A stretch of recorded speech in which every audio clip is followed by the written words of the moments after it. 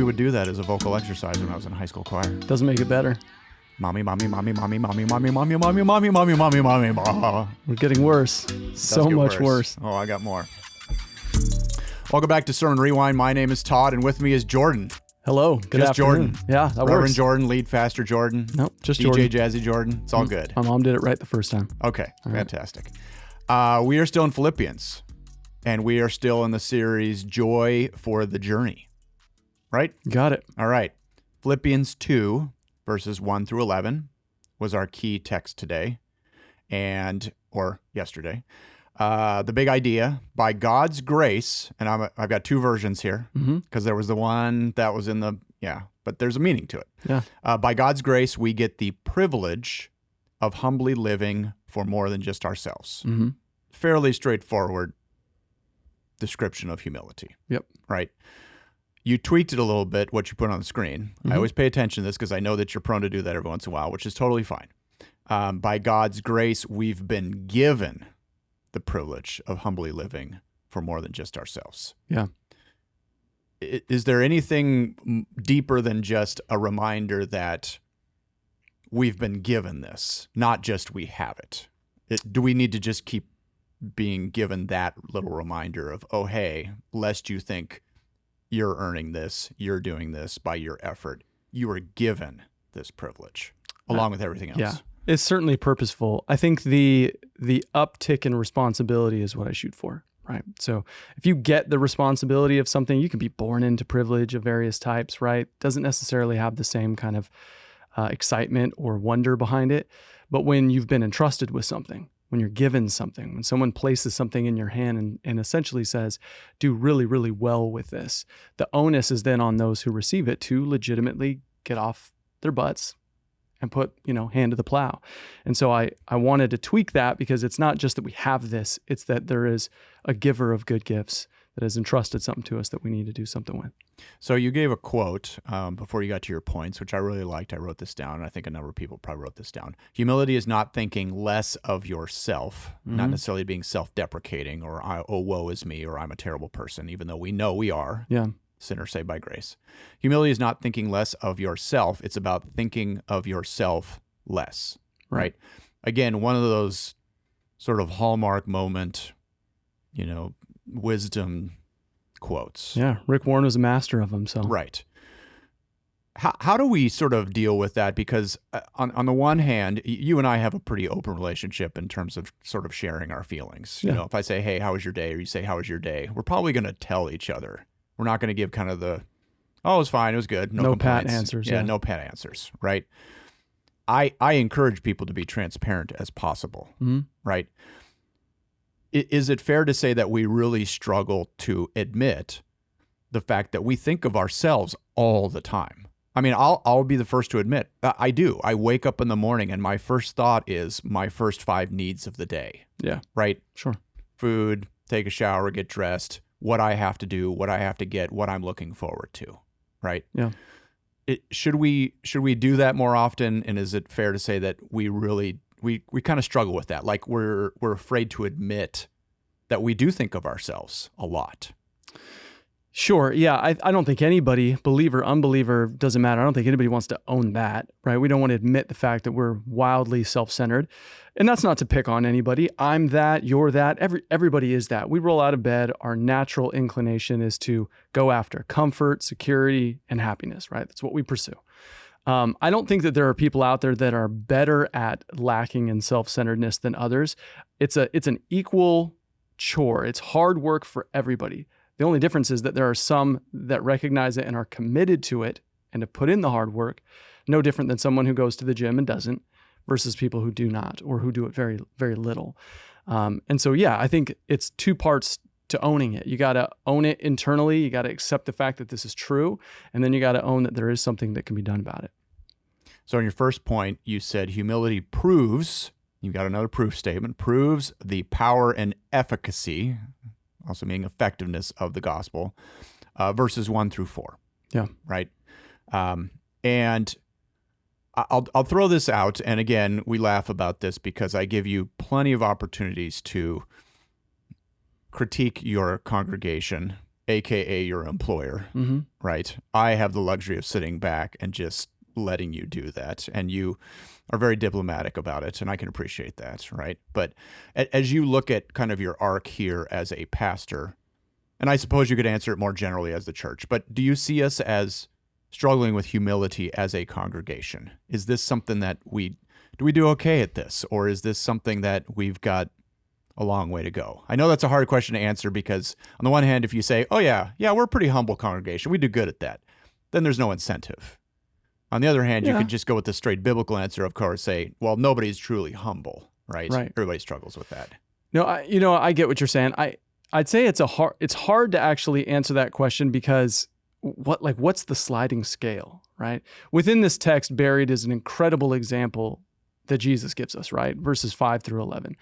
And we could easily say, well, this is the benchmark. And I think that's true. So then the question sort of expands a bit and says, well, do we ever see our congregation acting this way?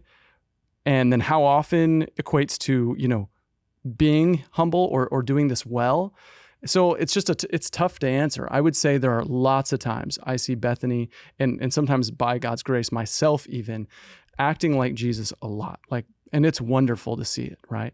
And then there are times that you look around and you're just like, good Lord, what are we doing here? What are we running after? What are we giving our lives for? So it's a mixed bag. I think I'd be lying. I think any church would be lying if we said anything different. But no, there are definitely days I'm incredibly optimistic and then days that I'm a little bummed out. I think that's just true. And I won't ask you to sort of address these things because, again, this gets into individuals. But you did sort of allude to, not so subtly, people who hang on to non-biblical traditions, aesthetics, meaning the visuals of our building and that sort of thing, and then musical tastes, which I know that those tend to be kind of the lightning rods of complaints sometimes, right? For all churches. Yeah. For all churches, not just Bethany. People come here, they say, this is what I expect in my experience on a Sunday morning, Wednesday night, whatever. This is what I see as church. Right. And I'm not getting it, so therefore I'm going to complain to the pastor, right? And folks, I should tell people Jordan is very good about, maintaining your anonymity, even though I've asked him a few times, give me some names, tell me some people that are complaining. I'm going to go encourage them to be more humble. Yep. Right. But that's hard, right? Because again, I have preferences. I would like us to do things a certain way, right? How do you as a pastor, how do I as a congregant sort of continue to encourage people to say, look, I'm not going to dismiss what you like. That's what you like. Yeah. But big picture, how do you encourage that? Sure. I usually start conversations with people around this subject by asking them how or why they landed in this community, right? Was it that they were born here, baptized here, raised here? Then the question sort of gears towards, well, then why did you stay? If they came in their teenage years, in their 20s, if they came last week and said, hey, this is a place I want to call home. So then I asked the question, I was like, all right, well, why? What is it about this place, this community, this small little pocket of Christ's body that caused you to stay? That question that leads to a significant answer gives way to a clearer understanding for what folks are in for, right? So if you have people who say, I came for the music, you could adjust and change anything. But if you touch the music, those people are out. They're done. Right? They came for the aesthetics of the building. You change the color of the carpet, those people are gone. What we look for as far as helping people understand the big picture is what I'm always praying for are people that say, oh, I came here because this seemed like a good place to lay my life down. When I hear that, and I will admit, I do hear that sometimes, very few and far between. But that is the answer that sort of we all hope the followers of Jesus here at Bethany would say.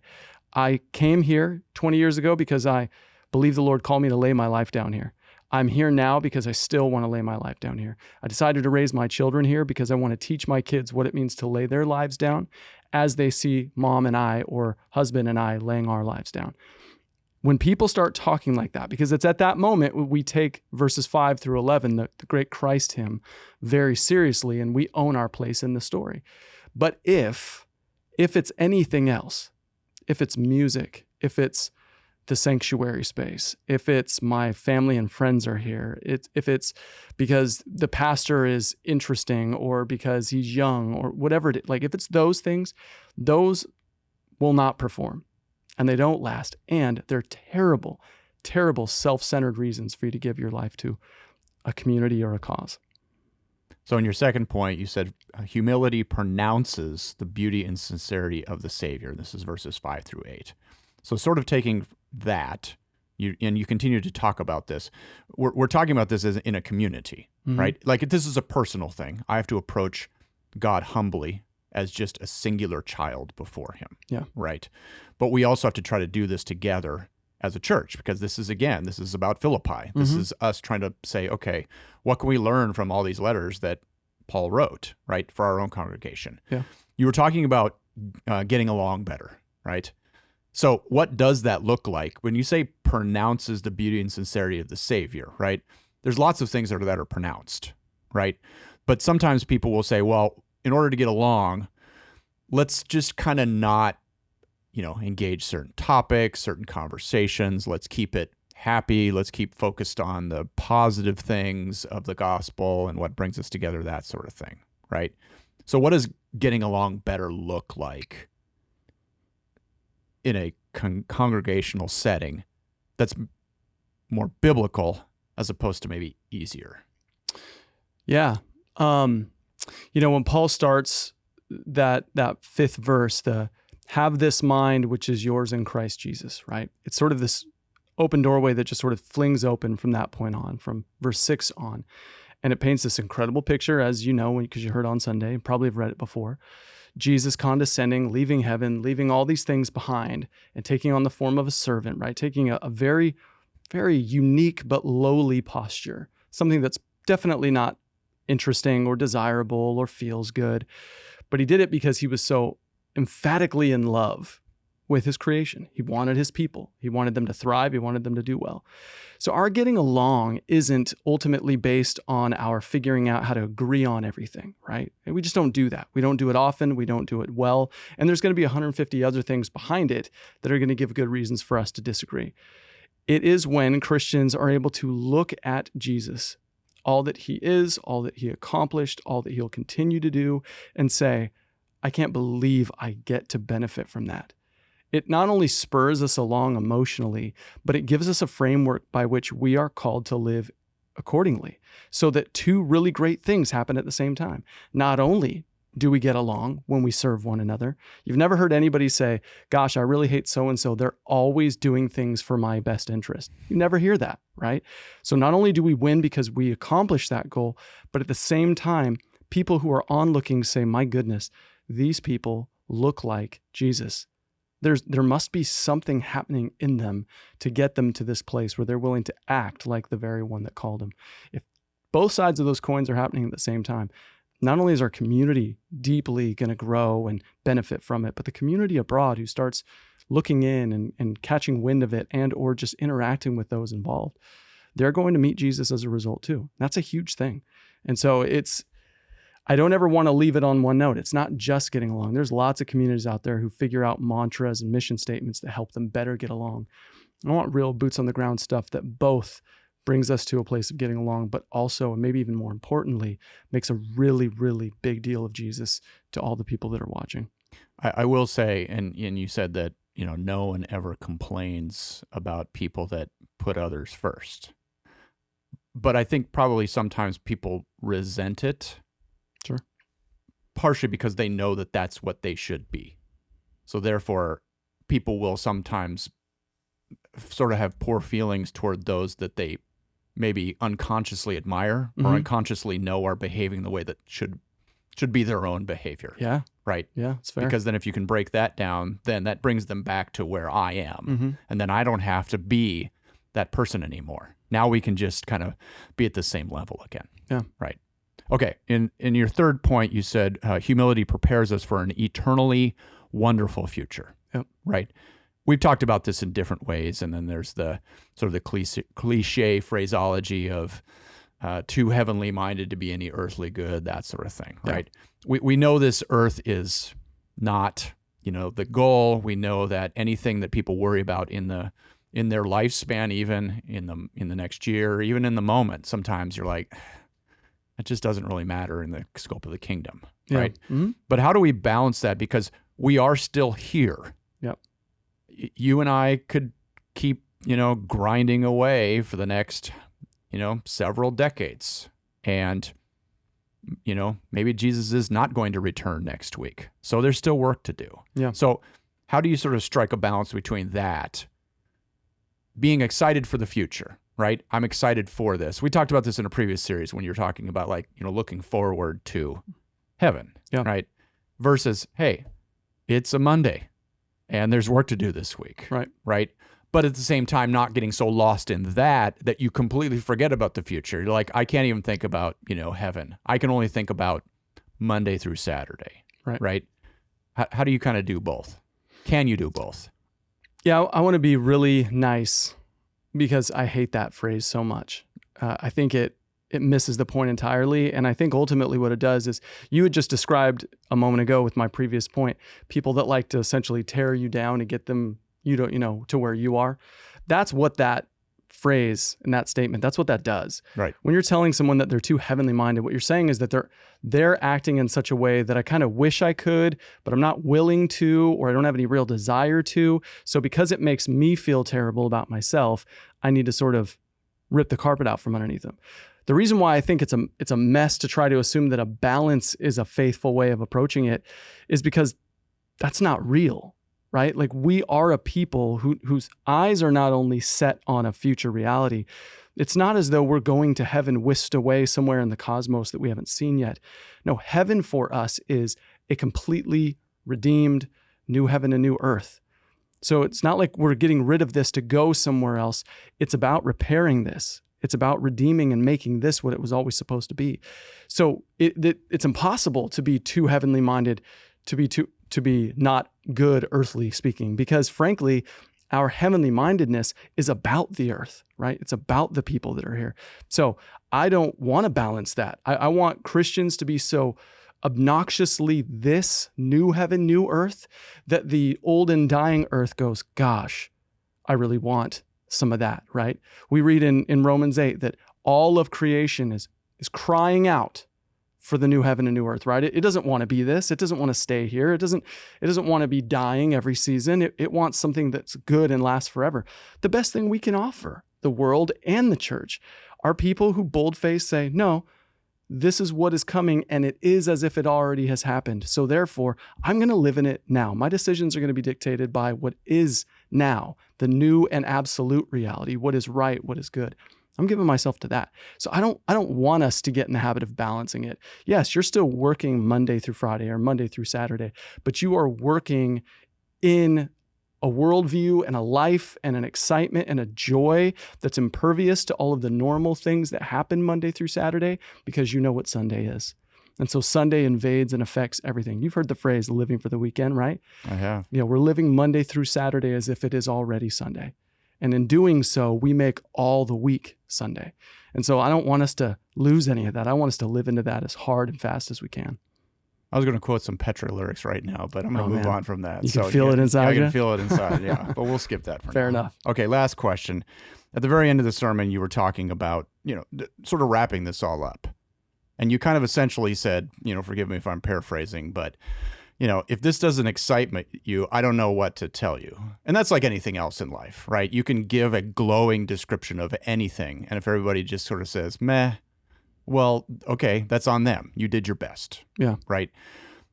What should people, and I'm hesitate to use this word, but I'll use it anyway, feel when you make a statement like that? Because we've talked about this before.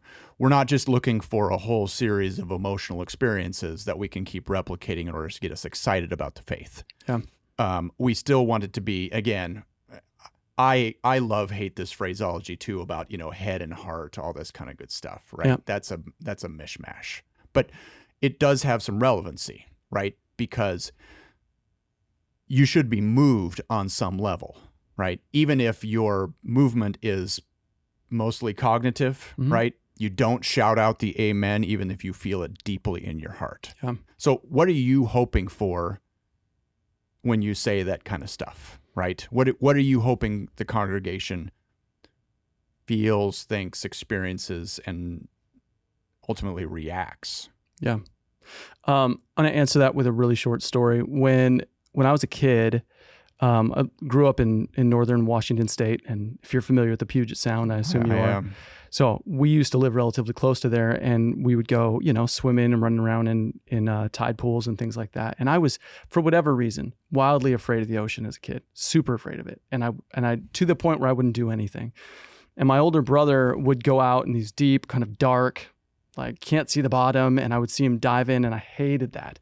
So I would always sort of wait for a report when he got back, and he'd be like, "Oh my gosh, man, it was awesome. Like the kelp was all thick, but you could still see stuff, and there were starfish, and there was this, and there was that, and the water wasn't so bad like once you got into it."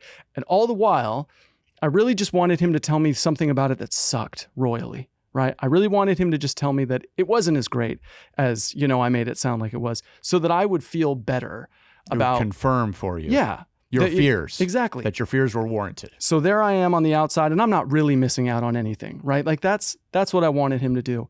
And it got to a point where my brother was just like, "No, man, it's awesome, and you need to get in on that. And if you don't feel it, maybe you need to go stick your toes in. And then maybe the next time we come, you need to get knee deep in it. And then maybe next time you need to just stick your head under the water." That's the same thing that I'm going to say to everybody else. When I say, look, if that doesn't excite you, I really don't know what else to say. It's me being, one, really unapologetic about the fact that this is it. Like your interaction with Jesus, your eyes set on the hope that is in store, the joy that fills you, even in the mundane and difficult stuff. That's it right now for us. And if you don't have joy in that, I'm not going to tell you that there's something else. I'm not going to dumb this down and sort of compartmentalize it to make it easier for you. It's an adventure. It's a journey. And you do one of two things with that. You either start sticking your feet in the water and then slowly get in, or you dive in, or you stand on the outside. But those are your choices. And so I don't want to make this any easier for folks. I want to call them to diving in the deep end and getting real with it. And I know that's going to be tough. It's tough for me all the time. Maybe you need to get on your knees before Jesus and say, "I don't know why.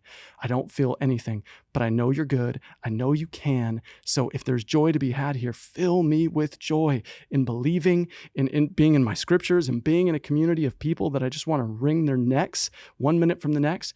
Give me joy in these things, because if you can do it, and you did it for 33 years, then you can give that to me too." And so that's what I want to leave people with. And that's why I don't mean to cliffhang at the end of sermons, but I don't want to like bow it up for you. I don't want to close the package up. I want it to be raw and a little difficult and a cause of real, invitation for you to come and taste and see for yourself. All right. Yeah. Cool. Thanks again for joining us on Sermon Rewind. If you got comments, throw them in the comments section of YouTube. Share this, subscribe, show it to other people. If you don't know how to share it, get a kid to help you. And if you're looking for a community, join us on Sunday mornings and Wednesday nights. We got a lot going on. We'd love to have you. Yeah. Thanks again for joining us on Sermon Rewind. See you soon.